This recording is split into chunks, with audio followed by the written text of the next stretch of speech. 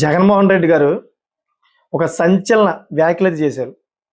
నేను ప్రభుత్వంలోకి రాగానే దగ్గర దగ్గర 1400 కోట్లు చంద్రబాబు నాయుడు గారు అవినీతి చేస్తున్నారు.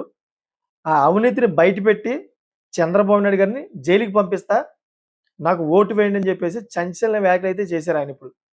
అసలు ఆయన ఆ 1400 కోట్లు దేనికోసం చేశారు అనే విషయాలు మనం పూర్తిగా తెలుసుకునే ముందు దయచేసి ఈ వీడియోని మీకు నచ్చినట్లయితే గనక లైక్ అండ్ కామెంట్ చేసి ఇంకొంతమందికైతే షేర్ చేయండి. అదేవిధంగా నా ఛానల్‌ని సబ్స్క్రైబ్ చేసుకుంటారని కోరుకుంటున్నాను. అసలు జగన్మోహన్ రెడ్డి గారు ఈ 1400 కోట్ల విషయం ఏ విధంగా చెప్పారనే విషయాలు ఇప్పుడు మనం పూర్తిగా తెలుసుకుందాం.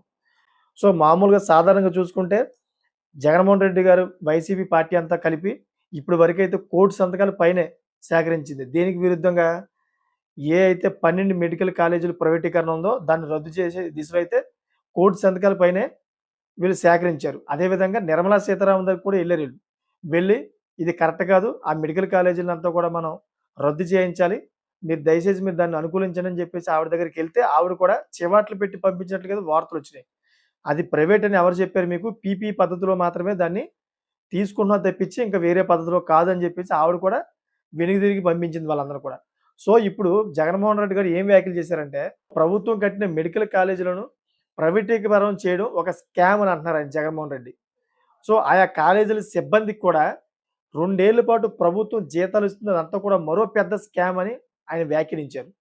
సో, ఒక మెడికల్ కాలేజీ సిబ్బందికి జీతాల కింద నెలకు దాదాపు 6,00,00,000 ఖర్చవుతుందని, అంటే 2 ఏళ్లకు దాదాపు 140,00,00,000 అని జగన్మోహన్ వ్యాఖ్యానించారు. సో, 10 కాలేజీలు కలిపి ఏకంగా 1,400,00,00,000 అని ఆయన వ్యాఖ్యానించారు.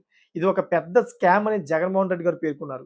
తాము అధికారంలోకి రాగానే అవన్నీ రద్దు చేస్తామని, చంద్రబాబు నాయుడు గారి యొక్క ఈ యొక్క స్కామ్‌ని బయటపెట్టి చంద్రబాబు నాయుడు గారిని జైల్లోకి పంపిస్తామని ఆయనైతే క్లియర్ కట్‌గా అయితే మీడియా ముఖంగా చెప్పారు. ఇది నిజంగానే మీకు స్కామ్ అనిపిస్తుందా? ఈ వీడియో మీకు చూసిన వాళ్ళు నిజంగా మీకు స్కామ్ అనిపిస్తే గనక కామెంట్‌లో తెలియజేయండి. అసలు ఏ విధంగా ఇది స్కామ్ అనిపిస్తుందో. ఎందుకంటే ఇది పీపీఈ పద్ధతి ద్వారా కేంద్ర ప్రభుత్వం యొక్క ఆదేశాలతోటి దీన్ని ముందుకు పంపిస్తున్నారు కూటమి ప్రభుత్వం. దీంట్లో స్కామ్ అనే పదం అసలు ఎక్కడ లేదు. కానీ జగన్మోహన్ రెడ్డి గారు రాబోయే ప్రభుత్వంలోని ఒకవేళ మేము గెలిస్తే దీన్ని స్కామ్‌గా చూపిస్తాం. చంద్రబాబు నాయుడు గారిని జైలుకి పంపిస్తాం అన్నారు. మరి ఏ విధంగా స్కామ్ అవుతుందో మరి నాకు అర్థం అవ్వట్ల. చూసారు కదా! ఇటువంటి లేటెస్ట్ ఇన్ఫర్మేషన్ కోసం నా ఛానెల్ సబ్స్క్రైబ్ చేసుకోండి. గడపలో ఆల్ పెట్టుకోండి. Thank for watching friends.